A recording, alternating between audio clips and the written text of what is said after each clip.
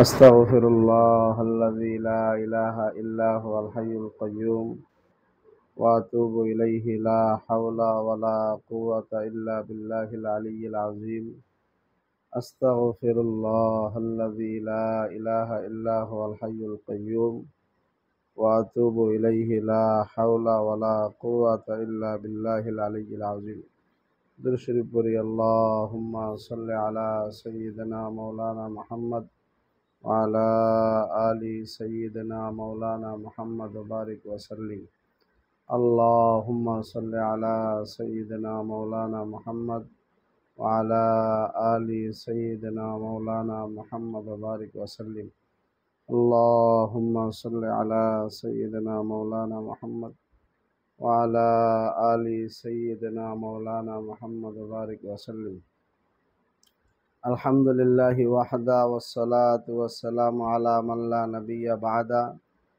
فأعوذ بالله من الشيطان الرجيم بسم الله الرحمن الرحيم قل إن كنتم تحبون الله فاتبعوني يحببكم الله ويغفر لكم ذنوبكم والله غفور رحيم صدق الله العظيم মহান আল্লাহ পাক রব্বুল আলামিনের দরবারে শুকরিয়া আদায় করতেছি যে আল্লাহ পাক আমার মতো একজন নাদান না খান্দাকে আপনাদের মতো আশিকিন শাকিরিনদের সাথে কিছুক্ষণের জন্য হলেও বসার আল্লাহ তৌফিক দান করেছেন।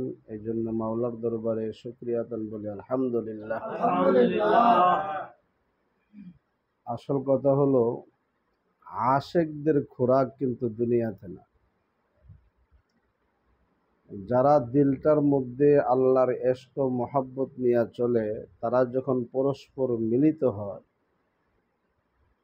তখন ইশকের যে আগুন, ইশকের যে একটা কাকুতি মিনতি, ইশকের যে একটা চাওয়া পাওয়া, এটা আরেকজন আশিকের সামনে একত্রিত হলে পরে এটা আলোচনার মাধ্যমে এটা পরিস্ফুটিত হয়, বের হয়ে আসে।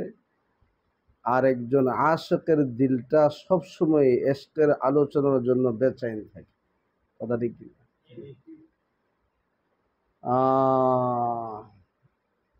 মহতারাম, আমি এটাই শুকরিয়া আদায় করি মাওলার দরবারে যে আপনারা আল্লাহর আশিক, আল্লাহর জাকের, আল্লাহর শাকের, আপনাদের সাথে আমার মতো না দান না খান্দা। বাথরুমের পোকারও একটা মূল্য আছে, হাকিকতান বাস্তবে আমার সেই মূল্যটাও নাই।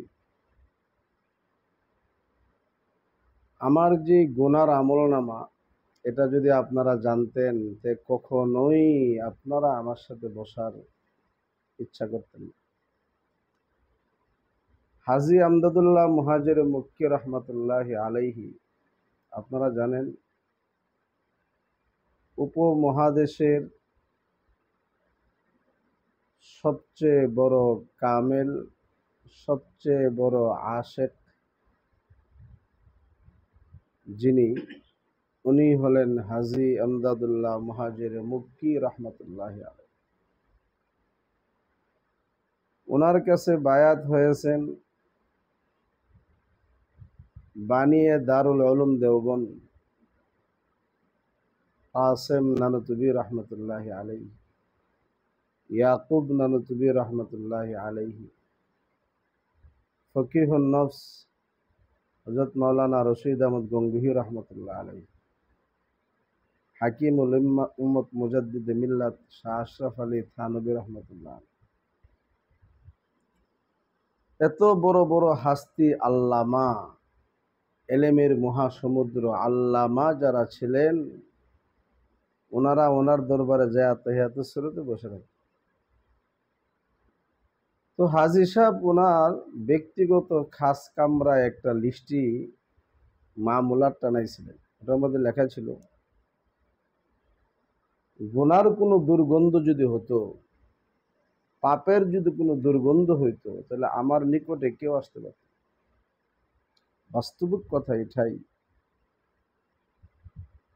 আল্লাহ পাক রব্বুল আলামিন আমাদেরকে যেই মাকসাদ যেই মতলবে দুনিয়াতে পাঠাইছেন, আল্লাহ সূরাতুজ জারিয়ার ৫৬ নম্বর আয়াতে ইরশাদ করেন, ওমা খালাকতুল জিন্না ওয়াল ইনসা ইল্লা লিয়াবুদুন, আমি মানুষ এবং জিনকে সৃষ্টি করেছি আমার গোলামি করার জন্য। আর কোনো মাকসাদ, আর কোনো মতলব, আর কোনো উদ্দেশ্য নেই। তো ভাই, গোলামি আমরা কতটুকু করতে পারতেছি? আমরা তো দুনিয়াটাকেই, আমরা বলতে আমি আমার নিজেরটা বলি, দুনিয়াটাকে প্রাধান্য দিচ্ছি, দুনিয়াকেই সবকিছু মনে করতেছি। অথচ আমার চোখগুলো যদি এখন বন্ধ হয়ে যায়, দুনিয়াটা আমার শেষ হয়ে যাবে। কবরে রেখে আসবে, এই অন্ধকার কবরে আমার সাথে কেউ যাবে না। আমার সন্তান, আমার বিবি, আমার দোস্ত আহবাব, যাদের জন্য আমার জীবনটা কোরবান করে দিলাম। প্রতিটা পিতা মাতাই তার সন্তানের জন্য জীবন কোরবান করে দেয়। যাদের জন্য জীবনটা কোরবান করলাম, তারাও তো আমার সাথী হবে না, আমার সাথে কবরে যাবে না। তো আল্লাহ আমাকে যেই জন্য পাঠাইছেন, কিস লিয়ে আয়া হো, ক্যা কর রাহা হো, নতিজা ক্যা মিলেগা, ভাই আমি কেন আসলাম? এই 2 দিনের দুনিয়াটাকে সাজানোর জন্যে আমি ব্যস্ত হয়ে গেলাম। ক্যা কর রাহা হো, কি করতেছি, নতিজা ক্যা মিলেগা, আমার এই হায়াত জিন্দেগিটা শেষ হয়ে গেলে, লাইফ একটাই, জীবন একটাই,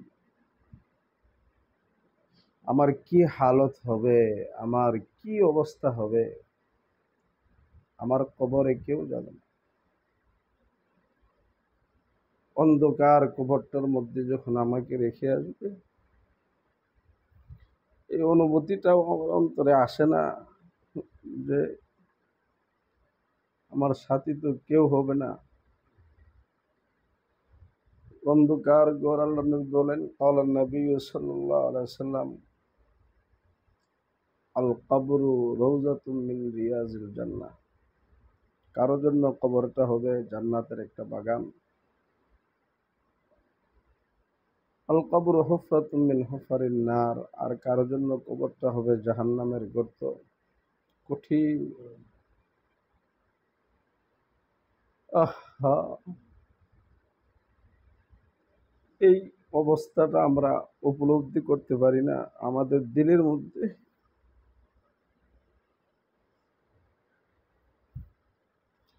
এই হালতটা জাগ্রত হয় না।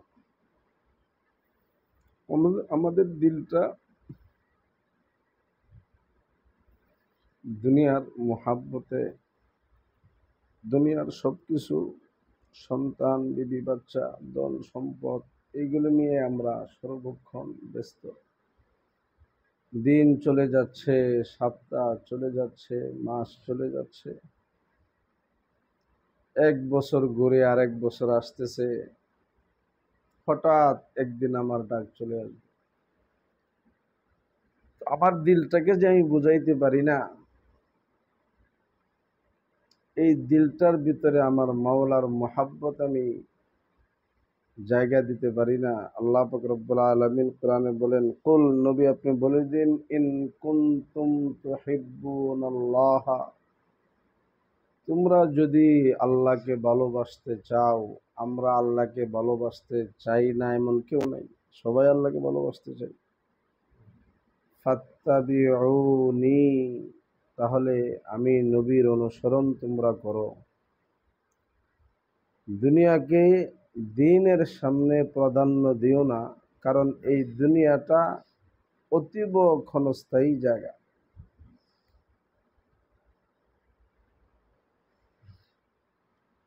আহা মোহতারাম,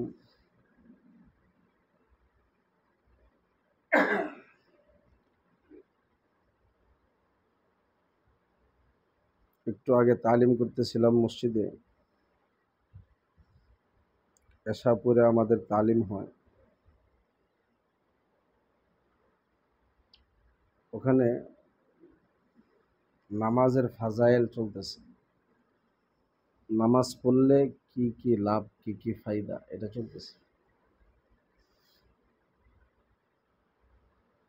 সাহেবে ফাজাইলে আমল, যিনি ফাজাইলে আমল লেখছেন, শেখুল হাদিস সৈয়দ মৌলানা জাকারিয়া সাহেব রহমতুল্লাহ আলাই, উনি লিখেছেন আল্লাহ ওয়ালাদের কিছু মামুলাত, ওনাদের কিছু আমাল তিনি সেখানে এনেছেন।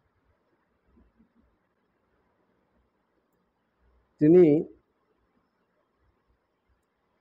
ঘটনা বয়ান করতে যায় এক আল্লাহ ওয়ালার ঘটনা বয়ান করেন। কয়েকজন আল্লাহ ওয়ালার ঘটনা বয়ান করছেন, তার মধ্যে একজন হযরত মাওলানা আব্দুল ওয়াহেদ রহমতুল্লাহ আলাইহি। আপনারা বলখের বাদশাহ ইব্রাহিম ইবনে আদহামের নাম শুনেছেন কিনা ভাই? একটু খেয়াল করি, একটু আমার দিকে একটু কষ্ট করে হলো কিছুক্ষণ তাকায় থাকবেন। অন্যদিকে নজর গেলে, যেদিকে মানুষের নজর যায় ওইদিকে তার ব্রেন যায়। ব্রেন ওইদিকে গেলে আমার কথাটা আপনার দিলের মধ্যে এফেক্ট হবে না। जो बात दिल से निकलती है वो दिल पर असर करती है। যে কথাটা দিল থেকে বের হয়ে আসবে ওটা দিলের মধ্যে আসর করবে। যে কথাটা দিল থেকে আসবে না, দিলে যাবে না, ওই কথাটা আপনার কাছে থাকবে না, চলে যাবে। মোহতারাম, বলতেছিলাম জাকারিয়া সাহেব কান্দুলবী রহমতুল্লাহ আলাই, আব্দুল ওয়াহেদ রহমতুল্লাহ আলাইয়ের ঘটনা বয়ান করলেন। উনি বলেন আমি একদিন খুব ঘুম পাইল। ওনার প্রচণ্ড ঘুমের কারণে রাত্রের যে মামুলাতগুলি ছিল, আমালগুলি ছিল, ওইগুলো আমি করতে পারিনি। আমি শুয়ে গেছি খুব তাড়াতাড়ি। শুয়ে যাওয়ার পরেই আমি স্বপ্নে দেখতেছি একজন অনিন্দ সুন্দরী রূপসী, যার পায়ের সেন্দেওগুলো নূরে নূরান্বিত, এশকে আম্বর মেশকা আম্বরের চেয়েও আরো বেশি সুঘ্রাণ ছড়াইতেছে। সে আমার সামনে এসে হাজির। আয়সা বলতেছে, জনাব, আমি আপনাকে পাওয়ার জন্য অনেক মেহনত করতেছি, কিন্তু আপনি আরামের ঘুমে বিমূঢ় হয়ে আছেন। এই কথাটা বলেই সে কিছু কবিতার পংক্তি উল্লেখ করেছে। শায়েখ বলেন, গালেবান আব্দুল ওয়াহিদ রহমতুল্লাহ আলাই ইব্রাহিম ইবনে আদহামের শায়েখ। ওনার শায়েখ হাসান বসরি, ওনার শায়েখ আলী রাদিয়াল্লাহু তাআলা, আলী রাদিয়াল্লাহু তাআলার শায়েখ সৈয়দুল আম্বিয়া সৈয়দুল মুরসালিন মুহাম্মদুর রাসূলুল্লাহ সাল্লাল্লাহু আলাইহি ওয়াসাল্লাম। উনি বলেন, আমি এই কথা শোনার পর লাফ দিয়া যে বিছানা থেকে উঠলাম, দীর্ঘ 40টা বছর আমি আর পিঠটা বিছানাত লাগাই নাই। সারা রাত ইবাদত বন্দেগী করেছি। আপনারা এটা মনে করেন না উনি সুন্দরী রমণীকে পাওয়ার জন্য ইবাদত করেছেন, না, উনি আগের থেকে আবেদ ছিলেন। আল্লাহর পক্ষ থেকে এই তানবী সতর্কবাণী করা হয়েছে, এবং উনি আল্লাহকে পাওয়ার জন্যই বাকি সারা জীবন সারা রাত জাগ্রত থেকে ইবাদত করেছেন। মহতারাম, ইবাদতের স্বাদ, মজা দিলটার মধ্যে যখন বান্দার লেগে যাবে, তখন এই বান্দাকে আপনি দুনিয়াটা লিখে দেওয়া ইবাদত থেকে বিরত রাখতে পারবেন না। একজন নামাজি নামাজের মধ্যে যে কি মজা, এটা যদি সে পায়া যায়, তাহলে দুনিয়াটা লিখে দিয়েও আপনি তাকে নামাজ থেকে বিরত রাখতে পারবেন না। ওমিনাল লাইলি ফাতাহাজ্জাত বিহি নাফিলাতাল লাক আসা আইয়াবাসাকা রাব্বুকা মাকামাম মাহমুদা। আল্লাহ কোরআন শরীফে বলেছিল, বনী ইসরাইল। আল্লাহু আকবার। হযরত আব্দুল কাদের জিলানী রহমতুল্লাহ আলাইহির নাম শুনছেন না আপনারা? আব্দুল কাদের জিলানী রহমতুল্লাহ আলাইহি জগতে যত আল্লাহর ওলি হয়েছেন, কেউ তাহাজ্জুদ নামাজ ছাড়া হয়নি। তাহাজ্জুদের নামাজে যখন বান্দা দাঁড়ায়া যায়,